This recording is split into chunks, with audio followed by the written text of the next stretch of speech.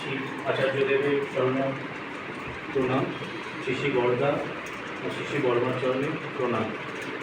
জয় গুরু। আমার নাম হিমাদ্রি। আমি গ্রিনফিল্ড সিটিতে থাকছি 2021 থেকে। আমি আগে ছিলাম দিল্লিতে, আমি তারপরে কলকাতায় এখানে ট্রান্সফার নিয়ে এসেছি। 2021 থেকে আমি এখানে আছি। আমি ঠাকুরের দীক্ষা নিয়েছিলাম 2021-এ।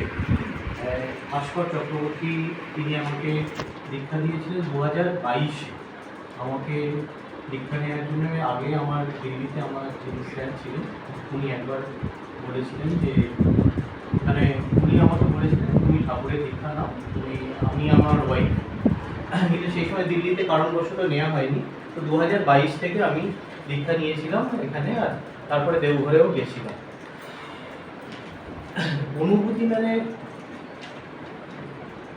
অনুভূতি জিনিসটা মানে ইনস্ট্যান্টে কিছু এক্সপিরিয়েন্স যেটা হয় সেটা ইনস্ট্যান্টলি মানুষের বলাটা খুব ডিফিকাল্ট। ছোটোবেলায় আমরা কি করতাম, আমি স্কুলিং বেঙ্গল থেকেই করেছিলাম। ছোটোবেলায় মার সাথে যেতাম, মনে আছে এখনও। আমার বাবা ইকোনমিক্সের টিচার ছিলেন, তো মার সাথে যেতাম কালী মন্দিরে প্রতি শনিবারে। সেই ইয়েটা এখনও মনে আছে যে মা শনিবারে গিয়ে কালী মন্দিরে গিয়ে পুজো দেওয়া, কালী ঠাকুর, শিব ঠাকুর। তারপরে যত বড় হই ধীরে ধীরে, যেমন বাইরে চলে যাই, দিল্লিতে চলে যাই, পড়াশোনা করেছিলাম নাগপুর থেকে, দিল্লিতে চলে যাই। তো জীবনে অনেক কিছু করেছি, শিখেছি, দেখেছি, কিন্তু সবসময় ছোটোবেলা থেকে মেন জিনিস কী বলুন তো, বাবা মা যেটা শিক্ষা দিয়েছিলেন যে কোনোদিন কারোর খারাপ করবি না, আর যেটা দেখেছিলাম বাবা মাকে দেখেই তো শেখে। আমরা তো এখন অনেক নিজেদের অ্যাডভান্স বলি, কিন্তু পেরেন্টসের থেকে যে শিক্ষাটা, সেই শিক্ষাটা বাইরে গিয়েও সবসময় মাইন্ডে ছিল যে এরকম কোনো পথে যাব না যাতে বাবা মার নামটা খারাপ হোক, সে যাই করি। এই মাইন্ডের মধ্যে ভেতর থেকে যেমন বীজমন্ত্র, যেমন ঠাকুরের বীজমন্ত্র আছে, তো এই জিনিসটা ভেতরের মধ্যে একটা বীজ হয়ে ঢুকেছিল। কলেজেও গেছি, ইঞ্জিনিয়ারিং কলেজে, অনেক কিছু দেখেছি, অনেক কিছু শিখেছি, সব কিছুর মধ্যে কিন্তু এই জিনিসটা ছিল। তাই জন্যে কোনো দিন পথ থেকে ডেভিয়েট হয়নি। অনেক কিছুই করেছি কিন্তু ডেভিয়েট হয়নি, যে মেন বাবা মা যে উদ্দেশ্যে পাঠিয়েছেন সেই উদ্দেশ্য। তো তারপরে যখন চাকরি জীবনে ঢুকি, তারপরে ফ্যামিলি লাইফে অনেক কিছু আমাদের লাইফে যেমন এক্সপিরিয়েন্স হয়, যেমন এক্সপিরিয়েন্স করি আমরা, অনেক হার্ডেলস করি, বলি আমাদের অনেক প্রবলেম, সব কিছুই আছে। তখন কী হয়, ধীরে ধীরে বাবা মারও সাপোর্ট টপোর্টটা থাকে না। যেমন আমার বাবা নেই, তো মা আছেন, মারও বয়স হয়েছে। তো অনেক কিছুই জিনিস আমরা হার্ডেলসটাকে ফেস করতে করতে মাঝে মাঝে উইক হয়ে পড়ি। তো উইক হয়ে যাওয়া মানে কি বলুন তো, উইক হয়ে যাওয়া মানে এরকম না যে আপনি ফিজিক্যালি উইক হয়ে গেছেন। উইক হয়ে যাওয়া মানে মনে হয় যে দুনিয়াতে ভালো কাজ করার পরে, আমরা যে বলছি না যে ঠাকুরের দীক্ষা নেওয়ার আগে আমাদের বলা হয়েছে যে কোনো কিছু পাবার আশায় যেন আসিস না। তেমনি দুনিয়াতে মাঝে মাঝে মনে হয় এত কিছু করলাম, তারপরে করার পরে সেই ভিকটিমটা আমিই হলাম। অনেক সময় মনে হয় এই যে ডিপ্রেশনও নয়, এটা একটা কোশ্চেন মার্ক থাকে যে কেন হলো, কী জন্যে হলো। দীক্ষা নেওয়ার পরে এইটা একটা ফিলিংস হয়েছে যে না, আমার হাতটা মানে এটা আমার স্ট্রংলি ফিলিংস হয়, এরকম নয় যে যখন মনটা যখন এই যে উইক হয়ে যায়, যখন বলছি যে কেউ নেই, তখন যেন এই জিনিসটা আমার ফিলিংস হয় যে না, আমি তো আছি। দেখুন, আমি গীতাও পড়ি, গীতা পড়েও তার থেকে যে মোটিভেশন যে জিনিসটা সেটাও থাকে। কিন্তু জানেন তো মেইন ব্যাপারটা কী হচ্ছে, এই যে আমি দাঁড়িয়ে এখন কথা বলছি, আমি এখন আপনাকে একটা কথা বললাম, কিন্তু আমাকে না ওই জিনিসটার উপর স্ট্রিক থাকতে হবে।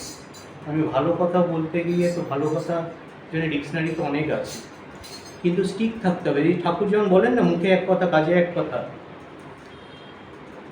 তারপরে আবার বলেন যে ক্যারেক্টার, ইন্টিগ্রিটি, এই যে জিনিসগুলো আজকের ডেটে আমরা যে বাইরে দেখছি যে এটা খুব কমে যাচ্ছে। তো জীবন্ত ঠাকুরের মধ্যে দিয়ে যে ওনার কথা বাণী বা আচার্যদেব, যেটা আমি দীক্ষা নেওয়ার পরে যে আচার্যদেবের কাছে একবার নিবেদন করেছিলাম, উনি আমাকে বলেছিলেন তুই তো কখনো এই ভাবছিস, কখনো ওই ভাবছিস। ঠিকই, উনি ঠিকই ধরেছিলেন যে হচ্ছে। তো এটা কি হচ্ছে, মনের ওপরে কন্ট্রোল। আমরা অনেক সময় খারাপ জিনিসটাকে দেখে না ঘাবড়ে যাই, এই ডগমগিয়ে যায়। কিন্তু নিজের মধ্যে অতটা বিশ্বাস রাখতে হবে যে ঠাকুর আছেন। আমি তো ঠাকুর যেমন বলেছেন না যে ঠাকুরত্ব নেয়ার আশা আমাকে ধরলি, তো ঠাকুরের বাণী বা যে প্রিন্সিপাল বা আচার্যদেব যে কথাগুলো বলেন, সেই কথাগুলো যদি আমরা লাইফে 2-3টে কথা বা 100টার মধ্যে 100টা কথা হয় না তো, সেইগুলো যদি ম্যানেজ করি, যেগুলো যদি ইমপ্লিমেন্ট করি আমাদের পারিবারিক লাইফেও, উনি যখন আমরা যখন দেওঘরে যাই তখন উনি যে কথাগুলো বলেন, কেউ নিবেদন করছে, সেই কথাগুলো শুনলেও 2-3টে কথা ইমপ্লিমেন্ট করলেও বোধহয় পুরো সমস্যার সমাধান হবে না, কিন্তু কিছুটা নিজের মধ্যে চেঞ্জেস আসে। তো আপনি যেমন আমাকে বললেন যে আমার এক্সপিরিয়েন্স কী, এক্সপিরিয়েন্স হচ্ছে আমি ঠাকুর দীক্ষা নিয়েছি নিজের মধ্যে চেঞ্জেস করার জন্য। আমি দুনিয়াকে কী করতে পারবো না করতে পারবো সেটা না, যেমন স্বামী বিবেকানন্দ বলেছিলেন একজন মানুষকেও যদি আমি চেঞ্জ করতে পারি, উপকার করতে পারি, সেটা আমার জন্য অনেক বড় ব্যাপার। আমি দুনিয়াকে আমি আমার নিজের মাকেই শ্রদ্ধা করলাম না, আমি নিজের ওয়াইফকেও উল্টোপাল্টা কথা বললাম, আর বাইরে গিয়ে আমি ভালো সেজে সবাইকার কাছে সামনে হচ্ছি, তাহলে আমি কি ঠাকুরের দীক্ষা নিয়েছি?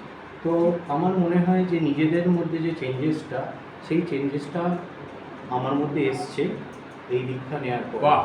হ্যাঁ, এটাই হচ্ছে আমার এক্সপিরিয়েন্স ঠাকুরের দীক্ষা নেওয়ার পরে। তো নিজেকে চেঞ্জেস করাটা সবথেকে বড় টাফ ব্যাপার। নিজের মনের মধ্যে, যেমন আজকাল লোকেরা যায় না সাইকোলজিস্টের কাছে, জানেন তো, মোটিভেশনের জন্য যায়, করার জন্য যায়। তো তো অনেকে তো গীতা পড়লেই তো সব কিছু মোটিভেশন পেয়ে যাবেন, তাই না? গীতাতে তো সব কিছু লেখা রয়েছে। কিন্তু তাহলে আমরা দীক্ষা কেন নিচ্ছি? দীক্ষা নিচ্ছি এই জন্যে যে জীবন্ত যে আচার্যদেব যিনি রয়েছেন, ওনার যে বাণী, উনি যেটা বলছেন, সেই বাণীগুলো যদি কিছুটা ইমপ্লিমেন্ট করতে পারি, হয়তো সবাইকার লাইফকে চেঞ্জ করতে পারবো না, কিন্তু নিজের লাইফটাকে আশা করি কিছু না কিছু চেঞ্জ করা যায়। একদম। জয় গুরু, জয় জয় গুরু। গুরু।